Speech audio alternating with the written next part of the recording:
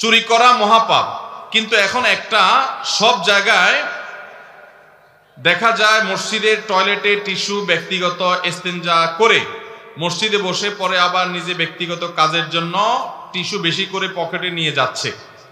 তাহলে এটা কি চুরি হবে না? হ্যাঁ, এটা তো প্রশ্ন তো ভালো প্রশ্ন। যদি কোথাও, শুধু মসজিদে কেন, কোনো পাবলিক প্লেসে টয়লেট পেপার রাখা আছে, আপনি সেখানে টয়লেট করলেন, পেশাব পায়খানাতে যতটুকু লাগলে ব্যবহার করলেন, এরপর যাওয়ার সময় ট্রেনে বড় করে এক মুঠ পকেটে নিয়ে হাঁটা দিলেন, এটা তো গুনাহ হবে? এটা জায়েজ হবে? এটা আপনাকে এভাবে নিয়ে যাওয়ার জন্য দেওয়া। যদি আপনি এরকম পকেটে করে নিয়ে যেতে পারেন, তাহলে আরেকজনের পুরা বান্ডেল ধরে নিয়ে যেতে পারে, ঠিক কিনা বলেন?